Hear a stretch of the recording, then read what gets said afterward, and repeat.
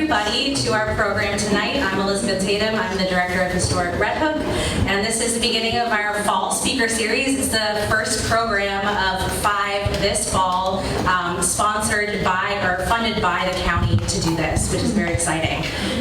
So I would like to first just thank all of the board members and volunteers who made this event possible today. If you're a board member, please raise your hand. Thank you all. The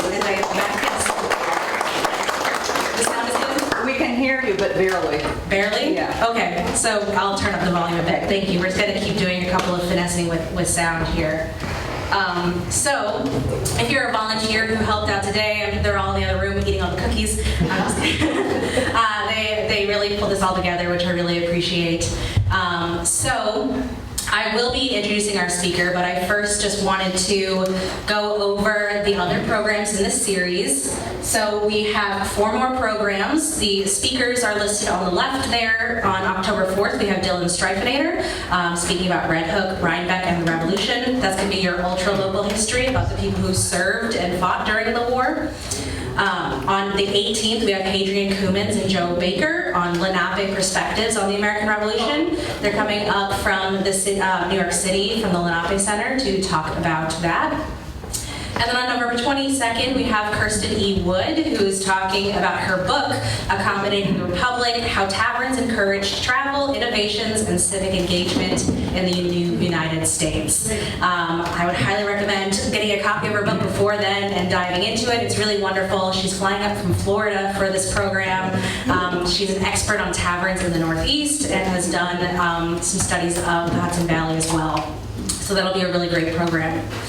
And then on September 20th, we have kind of a different format. This is an all-day hardscrabble day open house from 10 a.m. to 4 p.m. So we are very lucky to have a foodways interpreter who will be here in the building dressed in 18th century women's clothes and cooking in the fireplace all day to show you how that was done. I can personally vouch for her. She's at the same PhD program that I'm going to right now in SUNY Albany. Her dissertation is on colonial kitchen spaces. So she's really a wonderful person to talk to, and we're very excited to have her here. And that'll be Hardscrabble Day, so there's going to be stuff happening in the village, and this building will be open all day. Our archives will be open all day, so there'll be a lot going on. We really hope you can make it. There's no registration required for that event, and we do have a Zoom ongoing that day, so you can watch from home the speaker at the fireplace as she talks to visitors all day. We have numerous other unrelated events. Well, we do have one more Rev4 event happening at the Tavern Trail at the Lasting Joy Brewery. That's next week on September 12th, so you can register online. We then have our 5th annual cemetery crawl launching on Hardscrabble Day as well. It's going to be a busy day.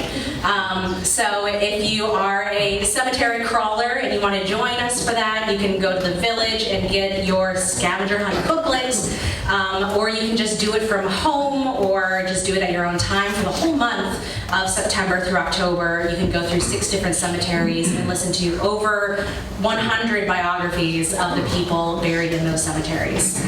On October 9th, we have our annual meeting here, so if you're a member and like to join us, it'll be a nice sit-down dinner in this room. So please, if you're a member, look forward to receiving an invite from us shortly. Then on October 11th, Hudson River Heritage, which is a wonderful organization, is hosting a preservation exposition here in the Elmendorf. They've got all sorts of craftsmen here for that day, and the building will be open for you to talk to our volunteers as well. So come out for that. On the 22nd, we have another Historic Tavern Trail. This one is our Halloween one, which is always fun. That's at Foster's Coach House in Rhinebeck. We'll be wrapping up the Cemetery Crawl Awards ceremony on the 27th of October here. There'll be great prizes, so please come on out. And then in November, we're launching our online benefit auction, which is our biggest fundraiser of the year.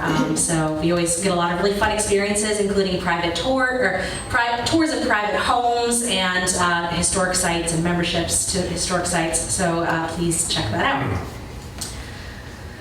So I'm sorry about that, I've got a lot of Zoom notifications up here. But what I just wanted to plug is that we are almost all volunteer organization, with the exception of me being part-time. We run with 10 volunteer trustees and then 260 members. And this free programming is made possible by people who make donations to the programs, who volunteer their time to help at programs or create programs, and also by becoming a member. So if you're interested in any of that, you can go to our website. I've got the URLs there, historicredhook.org/donate, volunteer, or become a member. So I'm going to be passing this over to B.J. Lillis.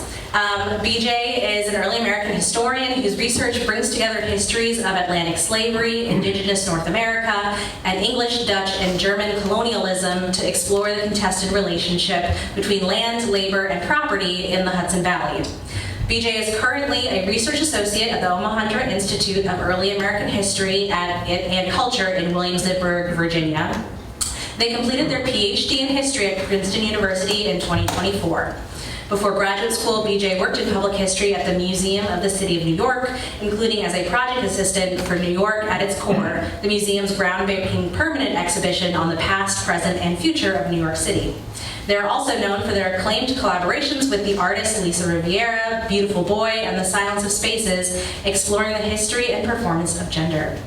So I'm very excited to pass this over to B.J. We will save questions to the end, and we will repeat your questions into the microphone so everybody back home on Zoom can hear as well. Thank you.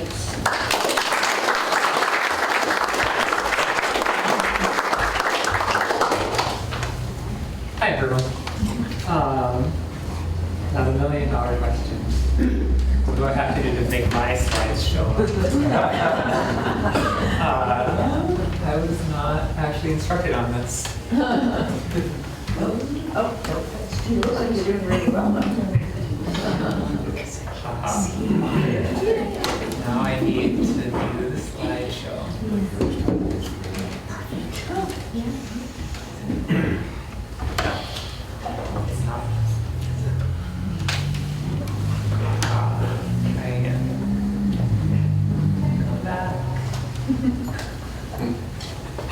Maybe someone else should come in. Thank you. Here I go. I'm leaving you without your slideshow. I apologize. No, it was smooth sailing for a second there. Okay, so you're screen sharing, and here's your slideshow, and we want to go back to the beginning. Yes, and then we want to do full screen. Slideshow. Ha. There it is. And I have a clicker. Does it work? Yes. There we go. They have a laser pointer. Also works. I guess on Zoom they won't be able to see it, but that's their loss. They should have come here and listened. Hi everyone. I'm going to have a drink of water. Just getting started. Don't worry, we have all afternoon. I've been told anyway. Hi, thanks for having me. I'm so excited to be here. This is an incredible building. I've never been here before. I walked in and I was like, wow, this is cool. I'm so excited. I want to thank Historic Red Hook, Elizabeth, Dutchess County, which I believe provided some important support. And of course, all of you for coming out. There would be no point in me giving a talk if no one came. So today, I'm going to be talking, as my title suggests, about Indigenous land and colonial property and the way these two things depended on each other in the Hudson Valley in the colonial period. I'm going to talk about how Indigenous landscapes became incorporated, quite literally written into the records of colonial property. And I'm going to argue that a particular kind of property, the colonial manor, about which you're going to learn more tonight than you ever wanted to know, is key to understanding how colonists and Indigenous people sort of related to the land and how their relationships to the land shaped their relationships with each other. And that was true not just on the big manors that you all may have heard of, like Livingston Manor and Westbury Manor, but also on a lot of smaller estates that were developed along manorial lines, as I'll talk about. I'm going to start in the 1680s, when New York's first large manors were established. I'm going to talk a little bit about what a manor was and how they began and why they're here. And then I'm going to talk about how two particular indigenous nations, the Mohicans and Wappingers, both shaped and resisted the development of really a manorial society in the Hudson Valley. And then I'm going to end in the 1760s with the most fun part of the presentation, when some landlords started to take a kind of different attitude towards what it meant to have a manor, what it meant to be a landlord in the Hudson Valley, and how they were going to manage what they were increasingly thinking of their land in a very possessive way. Tenant farmers and indigenous communities protested changes in the landlord-tenant relationship. And those changes were part of a larger turn, a larger change towards a more commercial, a more capitalist, really, kind of agriculture that was happening across the British Empire in the 1760s. So when tenant farmers in the colonial Hudson Valley did things like organize rent strikes, march, break jails, hold mock trials, openly rebel against government authority, they were really participating in what I see as a larger movement that was happening not in an organized way, but in a kind of spontaneous way all over the Atlantic world. At the same time, the Mohicans and Wappingers took their fight for their land into the colonial legal system, working to defend their rights within the empire and traveling to London to do so. But before I get to those stories, I want to take a moment and situate us a little bit in time and space. So when I give this talk outside of New York, or talk about New York in general, outside of the Hudson Valley, this is so important because no one knows where anything is, and really people don't know very much about the Hudson Valley. In fact, it's maybe less important than Red Hook. But the truth is that historians of colonial America have sort of neglected the Hudson Valley. And one of the core arguments of my research is really just simply that the Hudson Valley is important, that it's distinctive, and that within the British Empire, within this kind of larger context, it has a lot to teach us about colonial development, about colonialism. And so I want to begin by talking in the largest sense about what made the colonial Hudson Valley so unique and about who lived there. So as many of you probably know in this room, the Hudson River below Albany isn't really quite a river at all, right? It's a tidal estuary, maybe you could call it like a fjord. What this means basically is that the tide runs all the way to Albany, right? Sometimes the river flows north, sometimes the river flows south, sometimes the river flows north and south at the same time because the heavier water is going one direction and the other water is floating on top of it, which I still can't quite wrap my head around. What this means in practice, right, is that ocean-going vessels all the way back in the colonial period could sail to Albany with the tide and get back. And that means, right, in a sense, that the Hudson River becomes kind of like a long branch of the Atlantic Ocean. So I love this map, which is from the 1750s, because it really shows how Europeans conceptualized northeastern North America as a world of rivers, right? You can see the Susquehanna River over here, the Delaware River, the Hudson River, the Connecticut River, the St. Lawrence River. Everything's kind of closer together than it should be. So European colonists almost always built a fort and eventually a town at the furthest point that they could navigate on a river like this, the fall line they called it. And those places have tended to become state capitals, right? So Trenton is on the Delaware River and it's like down here somewhere. And Hartford is on the Connecticut River and it's like down here somewhere, right? And Albany's on the Hudson River and it's like way up here. And so that difference is actually really important in the colonial period. So I'm going to move fast now because we have a lot to get through. But in the early 17th century, right, the Dutch, who were having their golden age in Europe at this moment, established a trading colony in North America called New Netherland, and they center it on the Hudson River. Richest country in Northern Europe, best river in North America. Is it a coincidence? Who knows? So basically, the English conquer New Netherland in 1664. They lose it in 1673, they get it back in 1674. So by the 1680s, which is when my work kind of really picks up, the Hudson Valley is a newly conquered Dutch colony, it's under English governance, and it's located in this really sort of geographically unique and strategically important part of North America. And in part because of this history, the Hudson Valley is, as some of you might know, really incredibly diverse. There's no sort of majority population, right? The settler population is Dutch, German, Scandinavian, French, English, Irish, Scottish, New English, which is really not the same as English. There's no clear majority, and Dutch and English sort of compete to be the lingua franca, depending on where you are and when you are. And there's also a substantial enslaved population, which also might be speaking English or Dutch or German or all three languages or other languages, including African languages. The indigenous Hudson Valley was also incredibly diverse. In what's now Western New York, you have the Haudenosaunee, also known as the Six Nations or the Iroquois. They're like over here, basically. They're incredibly powerful in the 17th and 18th centuries, right? Maybe in part because of this sort of strategic position they occupy at the confluence of all of these waterways. South and east of the Haudenosaunee, the Mohicans live on both sides of the Hudson River around Albany. And then south of them, you have the Wappingers more or less on the east side of the river, and the Esopus and other Munsee nations more or less on the west side of the river. Although I've slowly come to understand that maybe the Hudson River isn't quite the border that we've all been saying it is for indigenous people.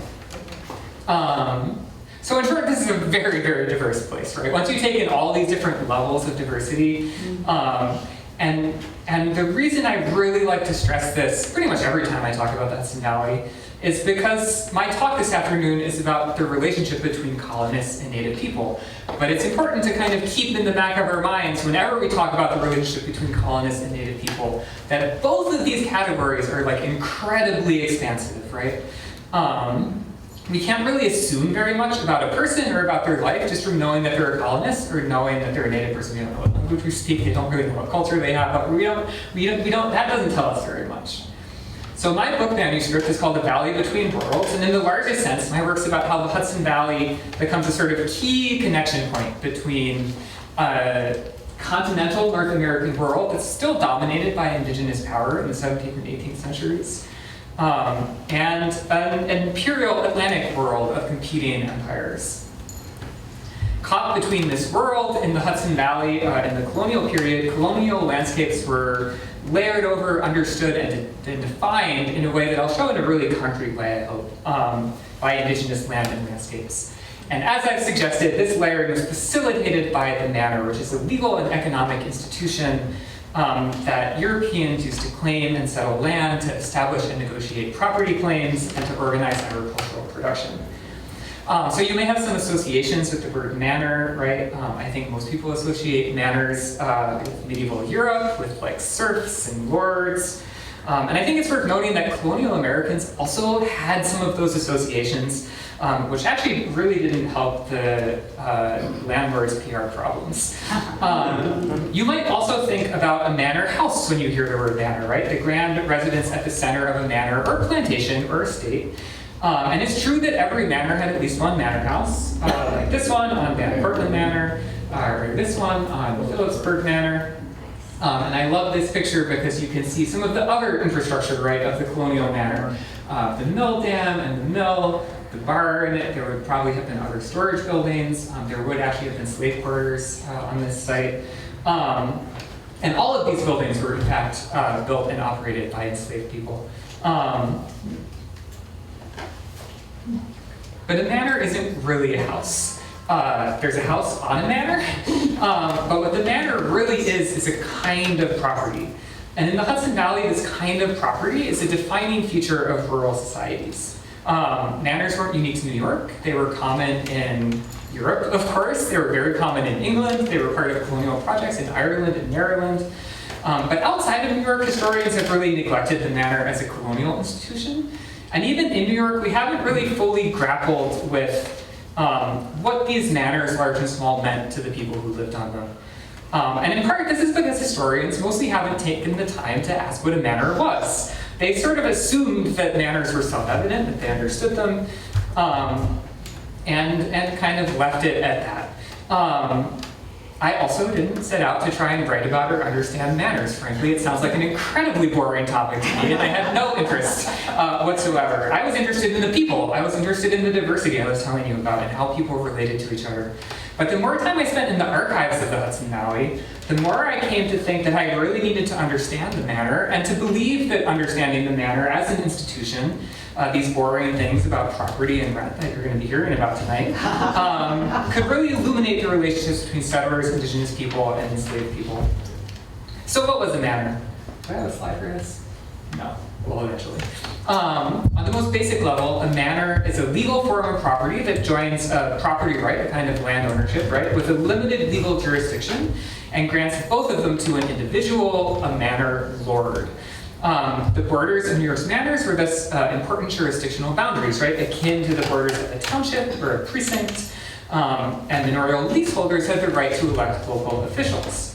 And some of these manors were very large, right? The largest, Rensselaer Manor, which is here in pink, but also includes all of this below it, which is not in pink, is huge.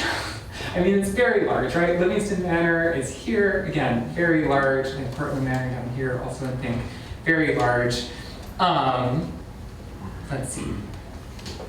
So I love to show this map, which is from the 1770s, because the mapmaker who drew this put in incredible detail everywhere that settlers actually were. And so you can see, in fact, setting aside New England, which isn't part of the map, where settlers were in colonial New York, right? And in the places that settlers actually lived in the colonial period, the manors took up massive amounts of territory and often the best agricultural land.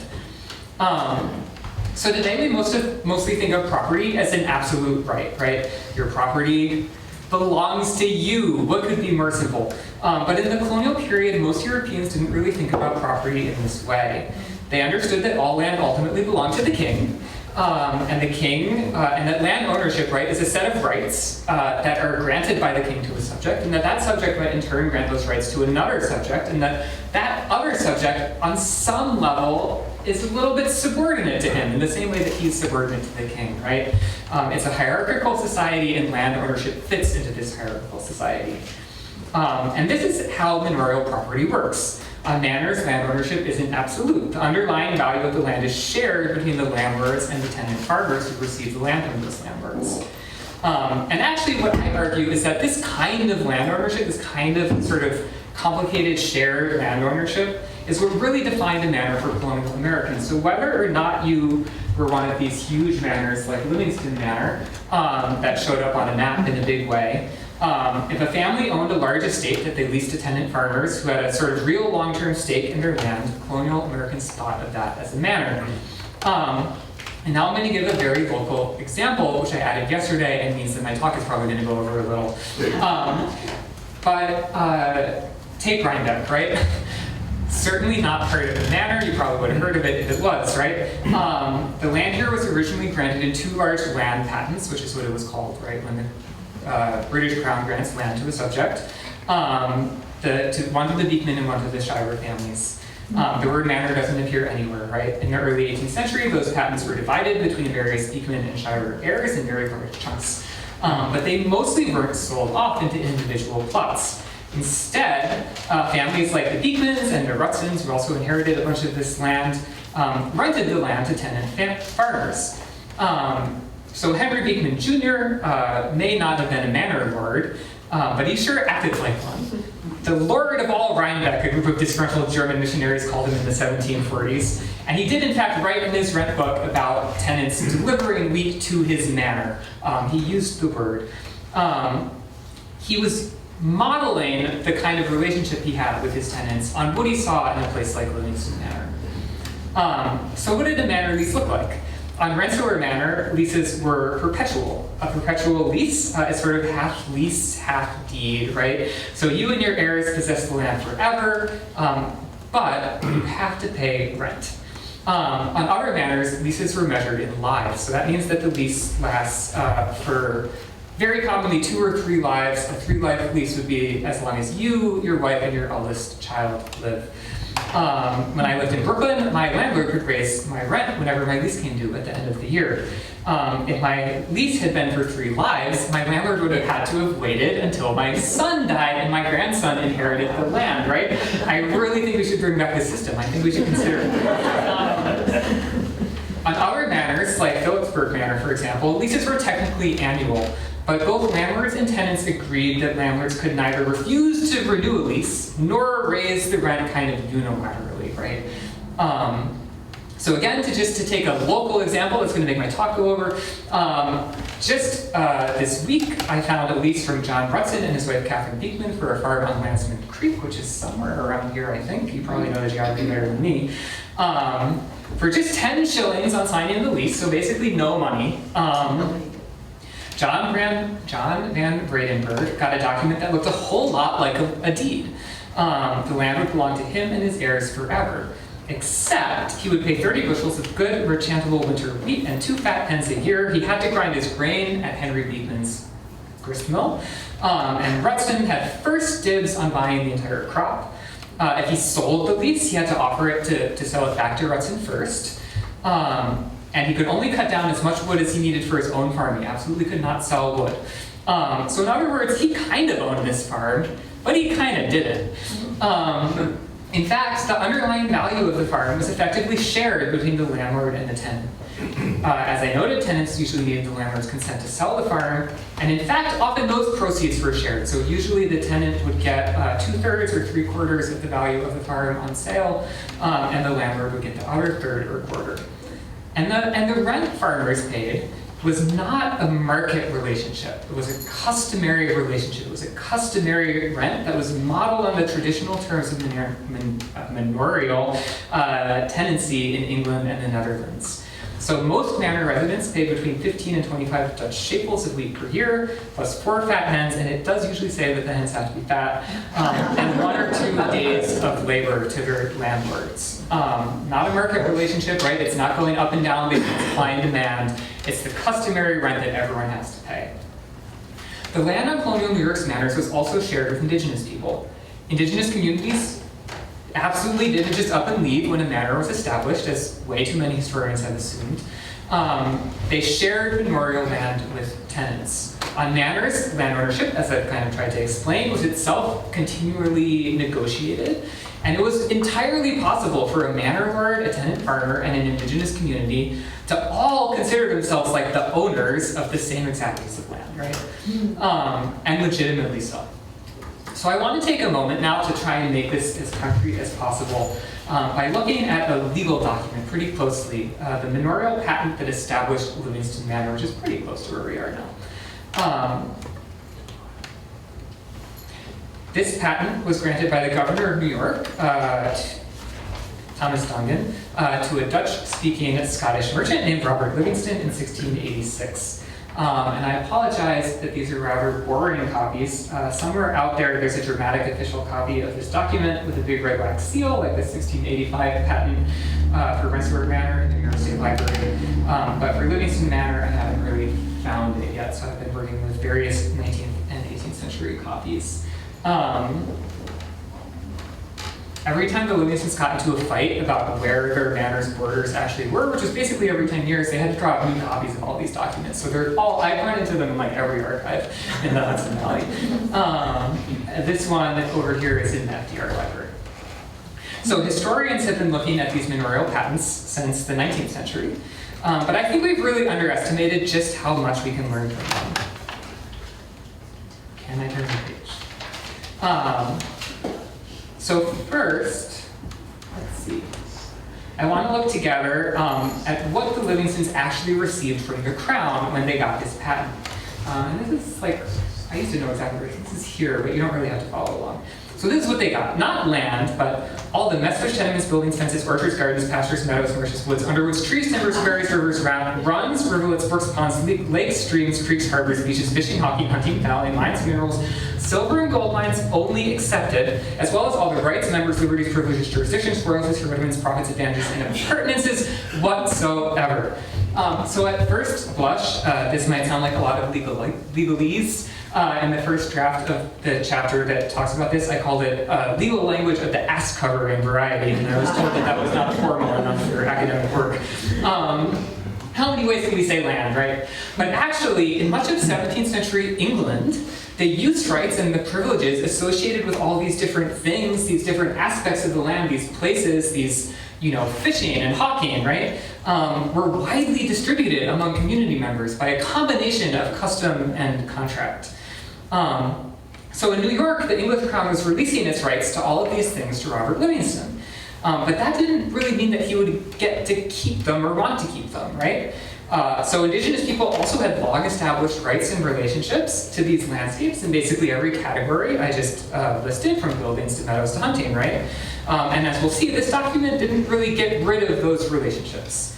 And second, when the Livingstons, and I say Livingstons because actually Robert's wife Alida was the manor's primary manager in his life and the early history of the manor, while Robert was focused on their mercantile business, which actually made quite a bit more money. So when the Livingstons leased land, their tenants expected to receive some, right, some but not all of these things for their own use. They might have timber rights in some places, but not other places. Fishing and hunting rights in some places, but not other places. And all of this was kind of negotiated.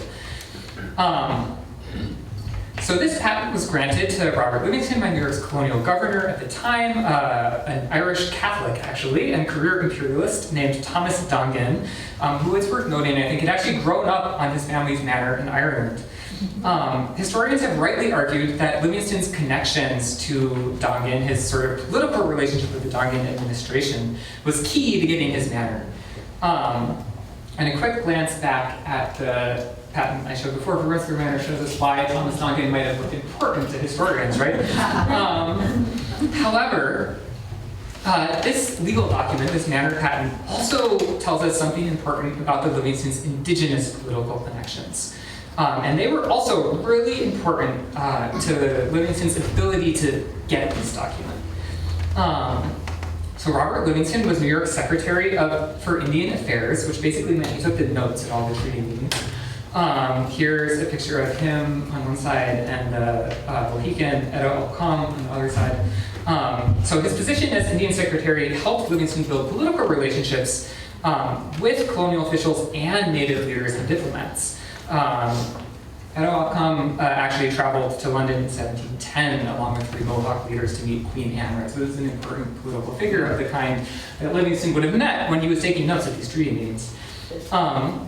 And in fact, Robert and Alida Livingston depended on their political, diplomatic, and personal relationships with Mohicans to get and develop their manor.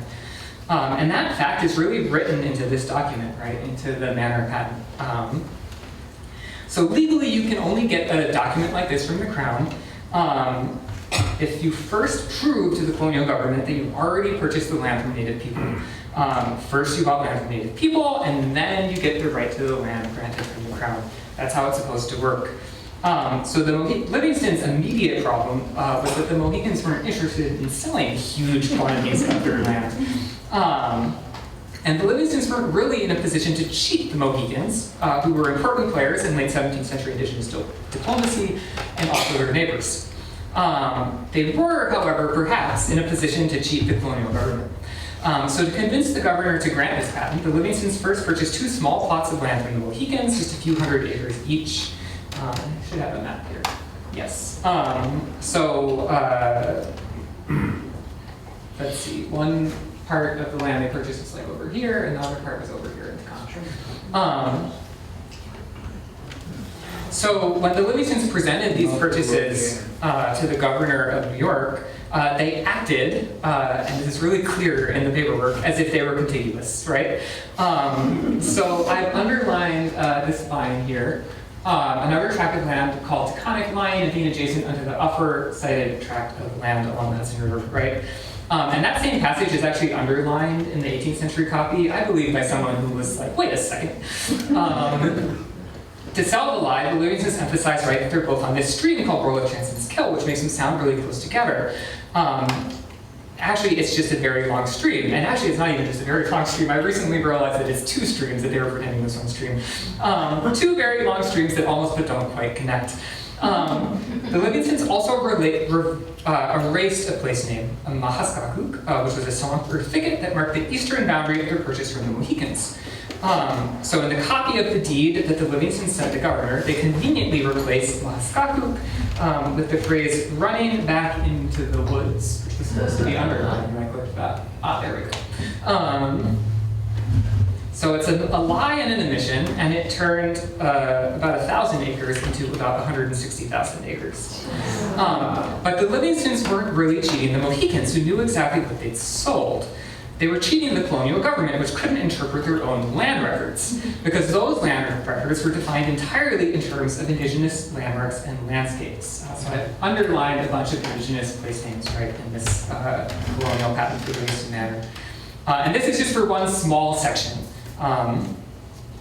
So these terms were really meaningful to the Mohicans, and they probably made some amount of sense to the Livingstons, who knew the area to some degree, I believe. But none of them had any meaning whatsoever to the governor of New York or any other imperial official who lived further away than Albany. At the same time, right, the Mohicans didn't leave this area, nor did the Livingstons expect them to. In fact, I have talked about large groups of Native people potentially moving onto the manor in this period. Instead, Robert and Elida Livingston continued to quietly buy Mohican land and pay off claims for generations. So in the 1720s, the family purchased multiple areas of, quote, their manor from the Mohicans. For example, this 1724 agreement, basically a quitclaim for Mohican land on the northern border of the manor, an agreement that Livingston had to make with local Mohicans before he could settle tenant farmers in this area. And in the 1750s, Robert Livingston Jr. renegotiated fishing rights with Akeem, a native man who had the right to fish at a place called Cook Peak, where the family had just built a dam to supply water to their new ironworks, which is a part of this story that I don't have time to get into. The Livingstons gave Akeem a key that let him raise the gate to the dam for 12 days in nice and spring so that he could fish, and recorded this agreement in their rent book, which is concrete evidence that Native people on Livingston Manor, right, were exercising these different kinds of land rights well into the 18th century, 70 years after that patent was granted. And although there are few surviving records about the Mohicans who lived on Livingston Manor, we do know that there was a Mohican community living on the manor until at least 1793.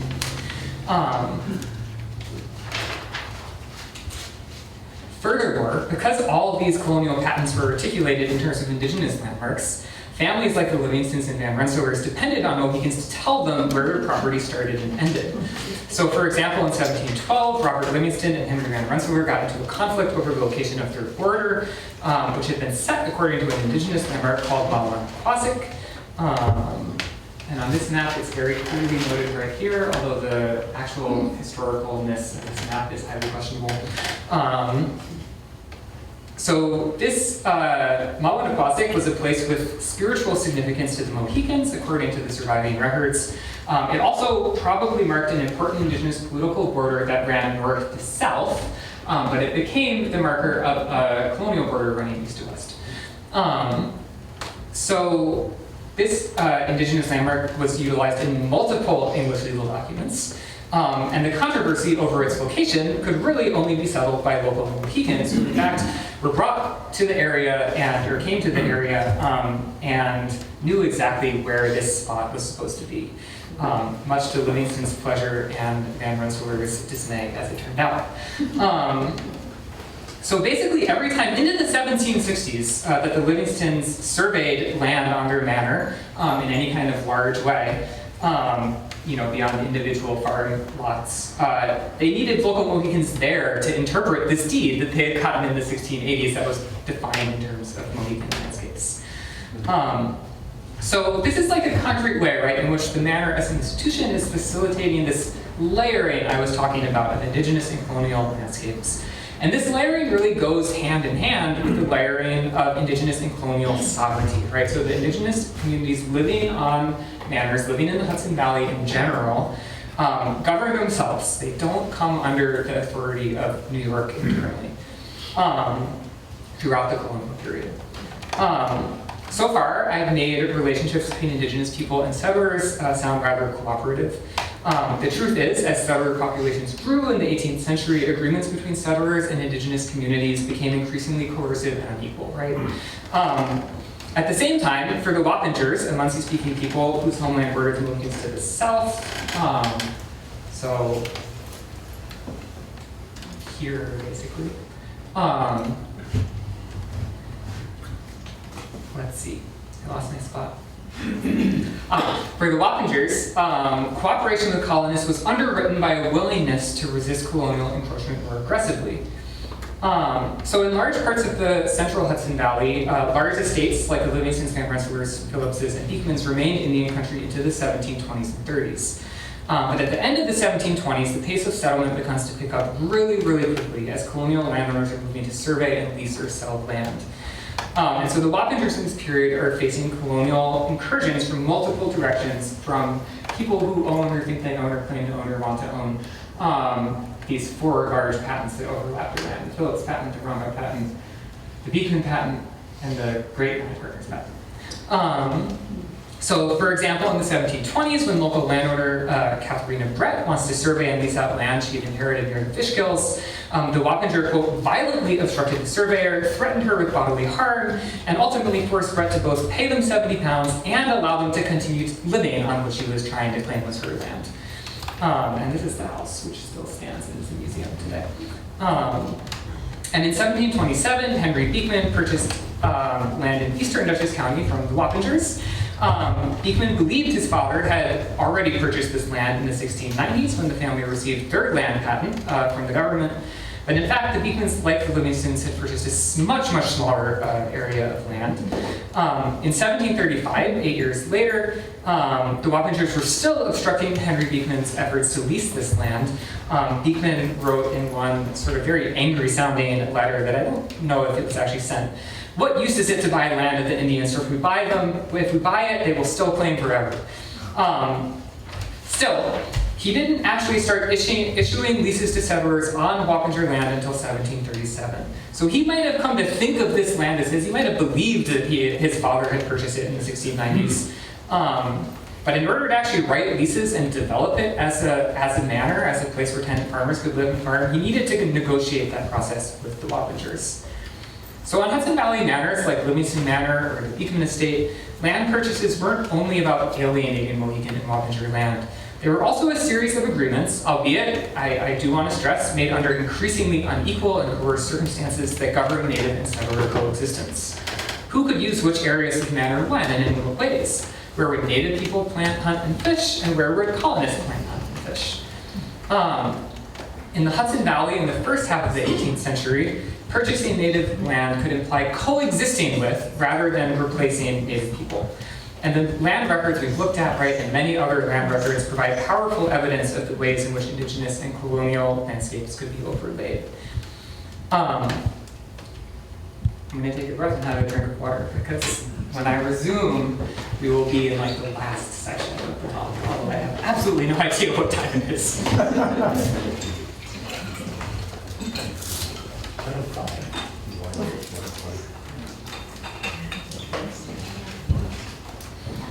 In the 1750s and 60s, this entire manorial world that I've been describing this afternoon, a world where colonists and indigenous people lived side by side, where rights to land, and not just rights to land, but the landscape itself, how it was understood and described, were negotiated between indigenous communities, manor lords, and tenant farmers, was being challenged. It was being challenged by massive demographic growth in settler communities. So here is a chart of basically the growth in the number of leases on Livingston Manor and the Beekman patents in 1730 and 1745. The yellow line is population growth in Dutchess County as a whole, kind of brought down to that level for comparison purpose, right? And these trends continue into the future. I did not continue my chart because it took a lot of work to add a line to this thing. This world was also being challenged by the landlords, as I hinted at the beginning of this presentation. So the 1750s and 60s were a moment of Anglicization and imperial reform across the British Empire, right? So in Britain, this is the moment when capitalism is rapidly expanding its reach through the expansion of commercial agriculture, through large-scale enclosure of manorial property in England, and of course, a little thing called the Industrial Revolution that might have had important effects. Across the British Empire, a spirit of what elite landowners and politicians called improvement was taking root. In the Hudson Valley, both Indigenous people and tenant farmers contested these changes. They tried to defend the world they built together.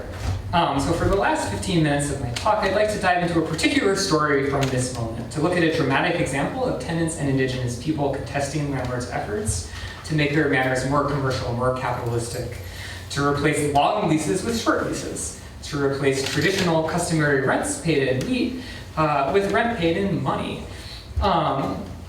So in the mid-1760s, a major tenant revolt rocks the Hudson Valley. This movement was led by tenants on the northern part of the Phillipses estate in southern Dutchess County, land that the Wappingers claimed never to have sold.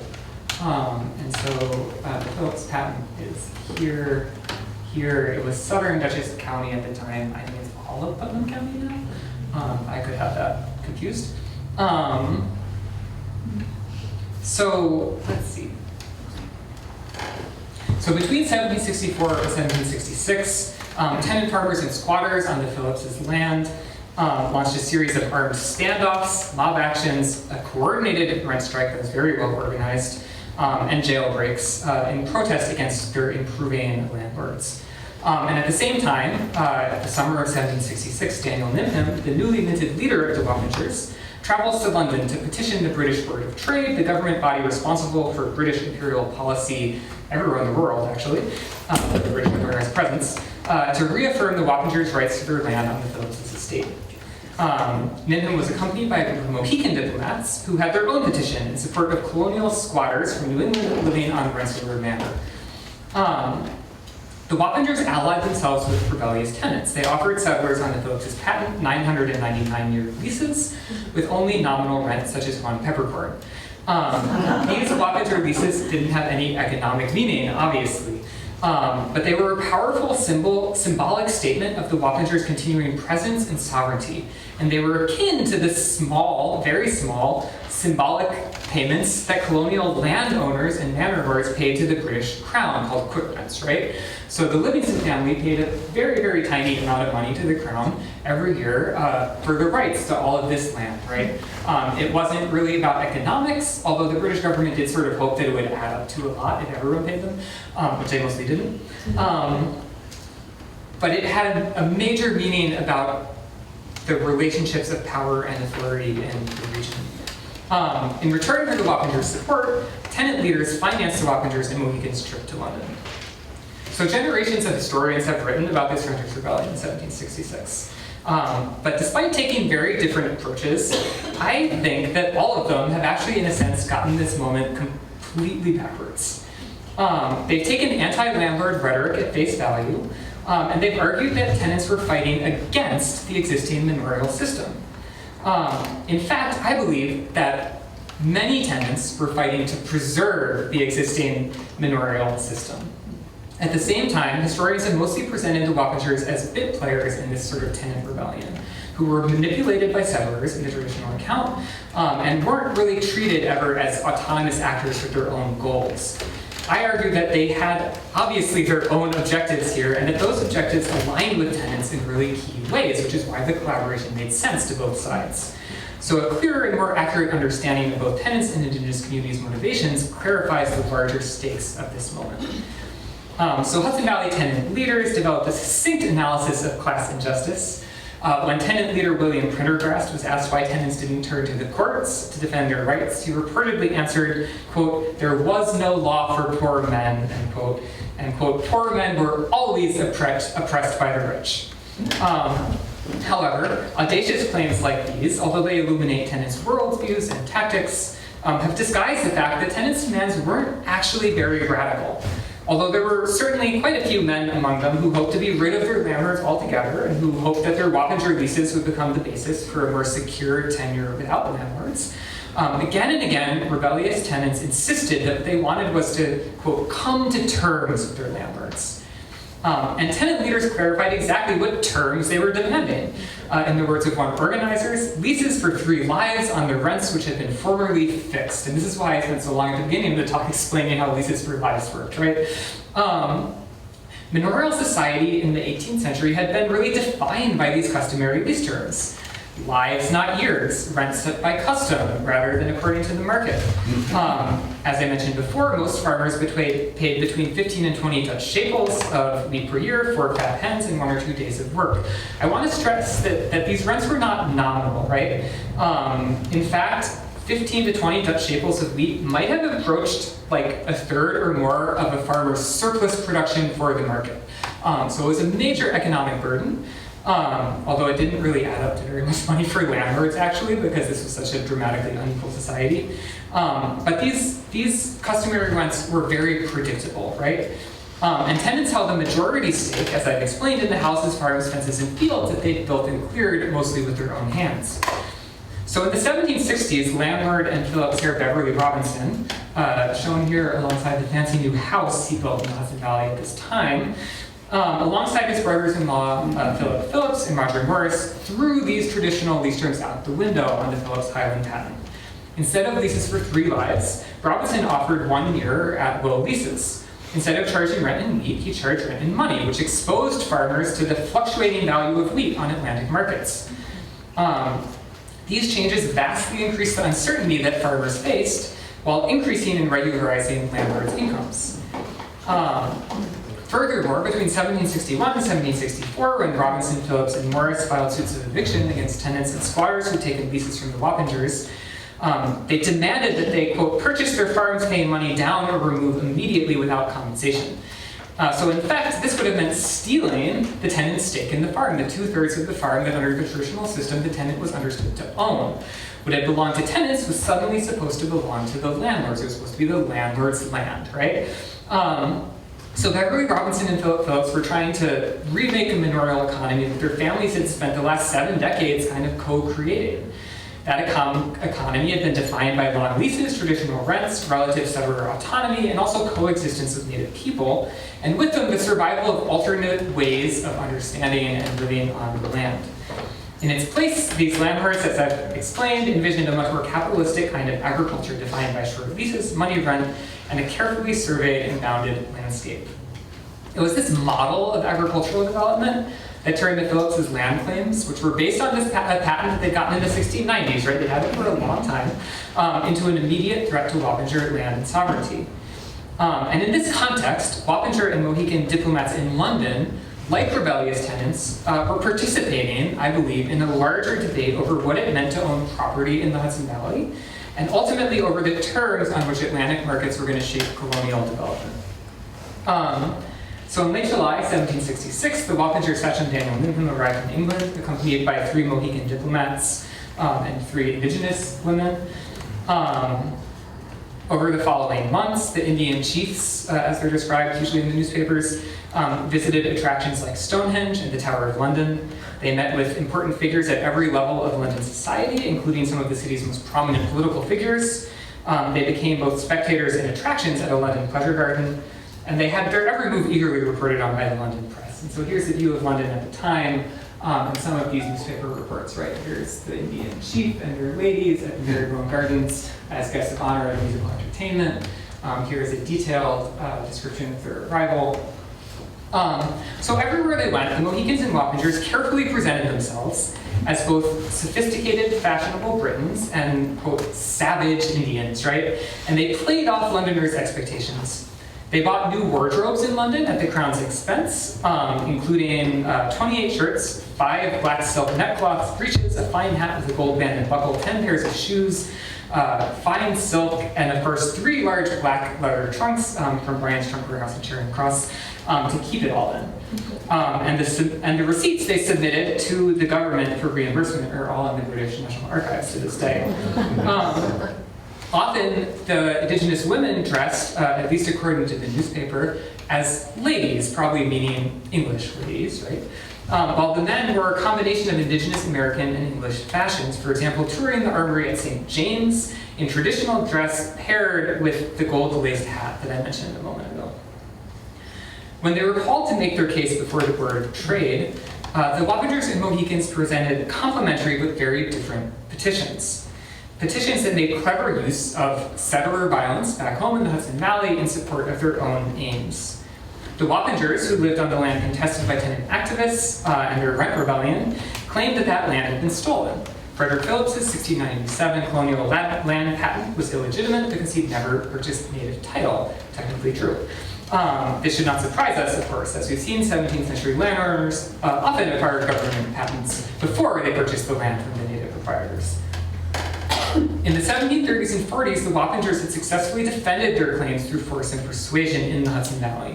By the 1760s, this strategy was no longer working, and so they tried to achieve redress through imperial courts. And they presented themselves both in the petitions and in how they dressed and how they acted in London as both British and native, at once foreign diplomats and petitioning subjects, right? The Mohicans presented a very different argument to the crown. The Mohicans' petition was on behalf of Massachusetts settlers living on the New York side of the Massachusetts border, on land the Van Rensselaer family claimed as part of their manor. And you can see, so the part of Rensselaer Manor that this was dealing with is down here. And you can see that this map maker in the mid-1770s put a thick black border on this part of Livingston Manor and no thick black border on this part of Livingston Manor. I don't think that's a coincidence, right? He knew that where exactly this line was a heavily contested fact in this moment. So just like in southern Dutchess County, this area had been rocked by violence. But unlike on the Phillips estate, where tenants had led the charge, the violence on Rensselaer Manor seems to have been provoked by the Van Rensselaers themselves as a pretext for evictions. The Mohican petition was a protest against the Van Rensselaers' violence. They didn't actually ask for anything. Their petition concludes, "We should be glad of your excellency's order, how we ought to behave in these circumstances, whether we may engage in the quarrel or not." So the petitions of the Wappingers and Mohicans complement each other really artfully. The Wappingers' land had been stolen, they pursued justice through the colonial legal system, and now received it, and now they turn to the king to affirm their rights. The Mohicans, who probably believed the Wappinger victory would set a valuable precedent for them, didn't really ask for anything. Instead, they complained on behalf of settlers on Rensselaer Manor, whom they presented as English, against New York landlords, who they cleverly presented as Dutch. The Wappingers had a strong land claim, but the violence in their homeland had been driven by tenants. Whatever the merits of their cause, right, kidnapping justices, breaking jails, refusing to pay your rent, and especially beating up government officials, were all really illegal in the 18th century. So the Mohicans, on the other hand, didn't have a land claim in quite the same way. But the unrest in their homeland had been much more clearly provoked by landlords. So by marrying the land claim of the Wappingers to the unrest on Mohican land, the two petitions presented a very unflattering view of New York's government and put both nation struggles in the best possible way.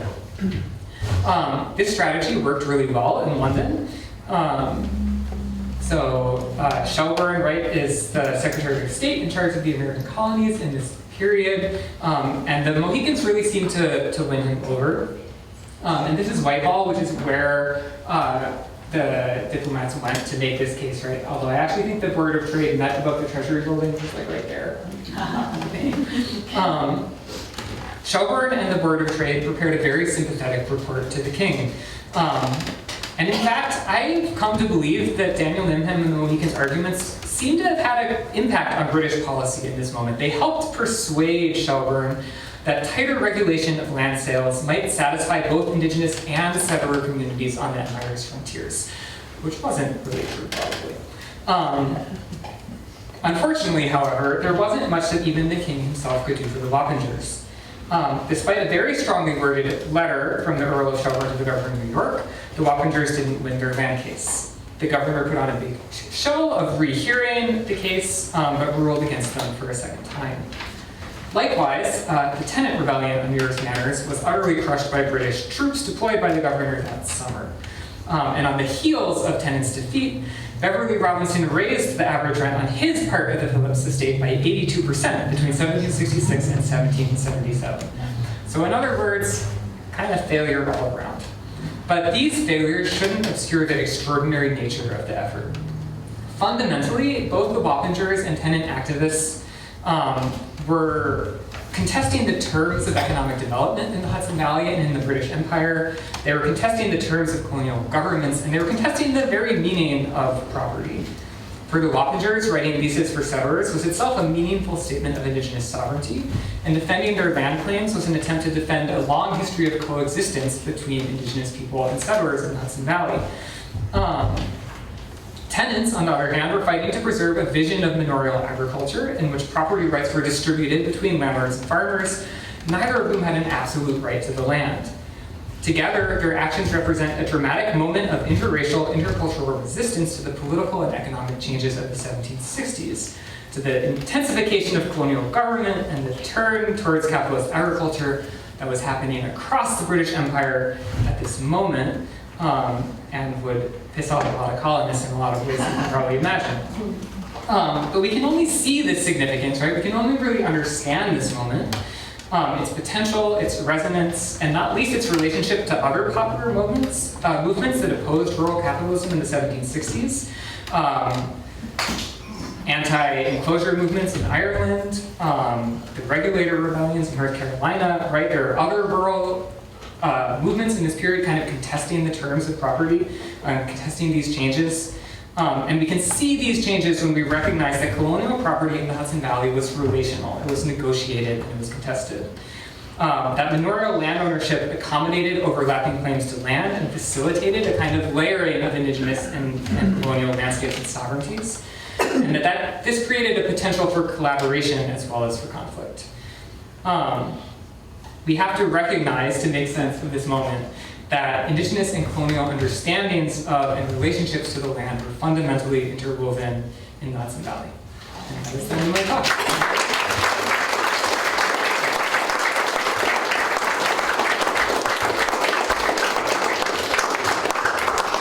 Thank you so much. So I want to hold you up here for a bit. You can get your water, but I would like to get questions from the crowd. I'll also be monitoring questions on Zoom in case anybody has questions there. Yeah, I'll take questions. I'll repeat them to the mic so that people can hear on Zoom. Yes, in the back. Hello, thank you so much for this talk. It's such an interesting period of history and perspective that we don't usually get, I think. And is your manuscript going to be a book? Is that the idea? Yeah, it's going to be a book. Cool. So the question was, will the manuscript be a book? Yes. Okay. My question is, I'm wondering about when the tide started to turn. You brought us there through the lens of capitalism and the Industrial Revolution, and that's clear. But I'm also thinking about the population growing and the migration of people up into the Hudson Valley. And were those two things like feeding each other? Was it a coincidence, or was it like, oh, there are more people, therefore this is a great moment to change these customs? So I'm wondering, like, I think in general I always think about what led to the mass displacement of indigenous people, like, because for a while there were this like, to a degree, coexistence going on. So I always think about, like, was it the population and migration of settlers more than other forces? Like, how much was that a huge force in this big change? Yeah. So the question, in addition to the growth of capitalism and industrialization, thinking about the displacement of indigenous peoples, what does the role in terms of the population growth play in this phenomenon? In brief, I guess. This is a fantastic question. Yeah, population growth is really important. Part of what's happening in the Hudson Valley particularly is actually that this sort of leasehold manorial system is slowing down population growth. So in New England, for example, the population grows much more quickly. In New Jersey, the population grows much more quickly. Whether or not manorialism causes this is like heavily contested by historians, but I personally think it does. It really slows down settlement.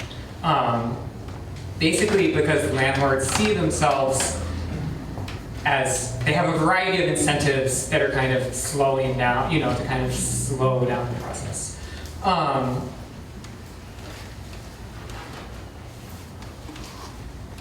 I think that the relationship between this sort of intensification of capitalist agriculture and these discourses of improvement and population growth is not like a coincidence, but not straightforwardly causal either. It's definitely true that people are pushing to get onto this land, and so that's how you get these big squatter communities that are fueling some of these conflicts. And so landlords no longer maybe feel like they can afford to wait, but at the same time they have these new ways of thinking about what it's going to look like to settle an estate. I also do think that I'm always very hesitant to see demographic growth among colonists as like a fait accompli for displacing indigenous people. I don't think that one of those things inevitably leads to the other of those things. There's always a more complicated kind of mechanism going on, if that makes sense. Other questions? Yes. Taking your analysis further, let's assume for the next 30 or 40 years, with the beginning of treaty making on the part of the state, for instance, New York State, and later the federal government, really condemn the Indians to the loss of their land by legalistic means. So the question here is thinking about the role of New York State about 30 years later and treaty making and loss of land, and BJ can speak to that. So the American Revolution changes everything. It really does. It changes property, what property means. It doesn't get rid of the manorial system, right? The manorial system is not, survives into the 1840s and is a huge part of the state's history until the anti-rent movement finally has to write a new state constitution basically to ban feudal land tenure, right, in the 1840s. But the meaning of land ownership and the meaning of property and the political organization of the colony turned state are just so fundamentally transformed by the American Revolution. What interests me most as a historian is trying to understand the colonial period on its own terms, not as like a prelude to the United States, but as its own thing with its own logic that we can try and understand. And that understanding it on its own terms and with its own logic allows us to kind of see why things are happening the way they're happening in the colonial period. In a way that if we think too much about the 19th century, we kind of lose sight of, because it becomes the prehistory of the United States, right? And part of what this means is that I don't know the answer to your question because I try not to study too much about the 19th century. Fair question. Yes. I have one. First of all, thank you very much. It's a great talk. The manners that you mentioned are Robinson, Phillips. They end up being Tories. The Livingstons and Schuyler's turn out to be patriots. Did they differ in their practices, or were they all kind of part of this more capitalist approach to land changes? So the question is, when it hits the Revolutionary War, some of the manners are Tories, loyalists, and some of them are patriots, and is there any difference in how the manorial systems work? Yeah, you're a good job. So, it's a very good question. The changes I'm tracing here, although they absolutely trigger these tenant revolts, in my opinion, or in my read of this history, they're very uneven, right? So there's still a huge number of places in the Hudson Valley where things are kind of going on in the old way. There's so many things that impact how a manor is run, right? How close you are to New York City is a major factor because it changes what the markets you're dealing with look like, right? So Van Cortlandt Manor, Phillips Manor are mostly moving to a cash economy much earlier, but it's not really to exploit tenants. It's because the tenants aren't growing wheat because they can make more money like making cheese from New York City and stuff like that, right? And so it gets really complicated. I have not seen a pattern between Tory and Patriot necessarily. Although, yeah, the intersection of these things is just a very involved thing in New York, and I don't really, I guess, know the answer to your question, and not in the sense of like I don't know if it's even something. It would take a lot of research into that specific question, I think, to get the answer to that, because there are so many factors affecting why someone sides with the empire or not, the sort of different kinds of patriots and Tories, how gung-ho you are about it, and that affects the choices you make, the choices tenants are making, and how that feeds back into the choices members are making, all of these kind of different factors. But it's a great question. Thank you. Yes. During this time, what's happening in the relationship between the native population and the white population? Is there much intermarriage? Are they still parallel tracks, or they get muddled together? And what happened to just the total population of the natives over this, say, 1680 to 1760 period? So the question is about the social dimension between the settler, colonialists, and the indigenous population, and is there any intermarriage to be seen here, and what does that population change look like? This is also a fantastic question. I'll take the second part first. I don't know what the population dynamics of the indigenous population look like. It's not something that the colonial government really keeps track of. And I think it's very risky to make assumptions about it. I seem to keep sort of finding indigenous communities like in places, you know, that people aren't really talking about, right? And so the idea that I think there's a general sense in the literature of colonial New York that indigenous populations are shrinking as people move west.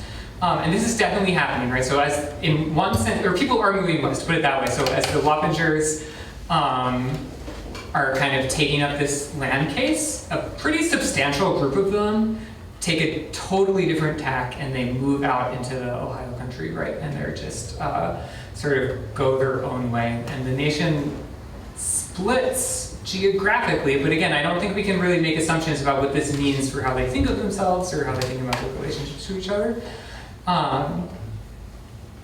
On the other hand, in the 1670s and 80s, indigenous people were moving into the Hudson Valley, right? So a lot of indigenous communities from New England come into the Hudson Valley after King Philip's War. So there's demographic movement going on, and we don't really understand it very well.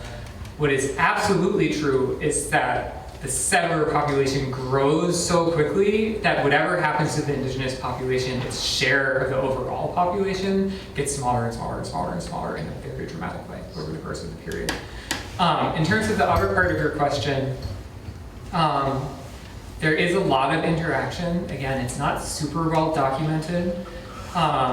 Indigenous people are moving through settler communities, they're working for settlers on a wage labor basis. They also, very early, already in the 1740s and 50s for sure, they're making sort of handcrafts like baskets and brooms and selling them in settler communities to support themselves. There's conversion to Christianity in some indigenous communities and not in others, and this is really complicated and something I could talk more about, but I would maybe leave the time for other questions.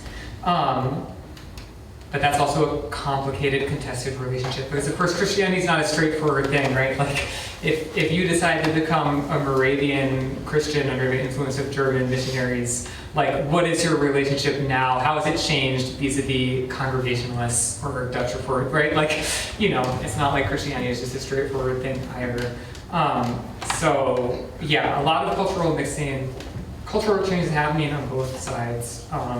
But what exactly it looks like is sort of difficult to fully understand, I think. Thank you. I can take maybe one more question. And then I think BJ will be around for a bit to chat afterwards, and we have refreshments in the other room. Yeah. Any other questions in this room?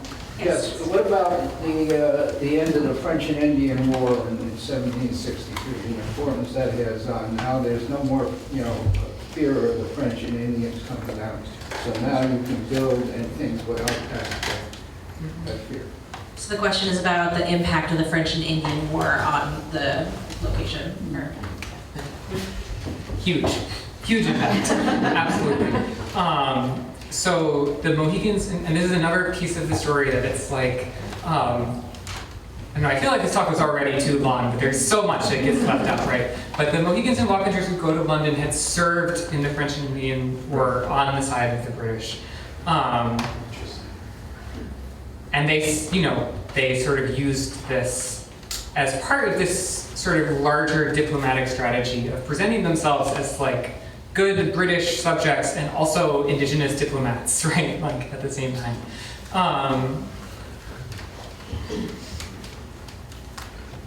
The end of the 7 Years' War totally changes the balance of power in North America. It forever changes how indigenous people in the largest sense are going to relate to colonists.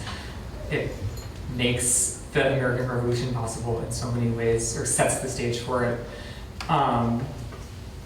In terms of the Mohicans and the Wapengers and the tenants living on Beverly Robinson's estate, right?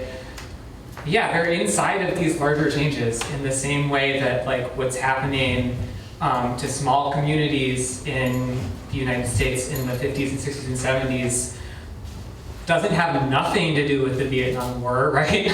Like it's all, you live in your times and it's affecting you, but tracing the exact contours of that change or making a really clear argument about that change, in this case, is something that I don't really do because I think the impact is kind of secondary or delayed or complicated in some way, if that makes any sense. I don't know if that made any sense. Great. I had one question online asking about the boundary line between the Livingston estate and a Rensselaer estate that was marked by a rock on Manor Road. Not sure if you're very familiar with very local history, but have you come across this rock? No. Yeah, that's okay. Sorry, I don't have an answer for that, but it could be out there.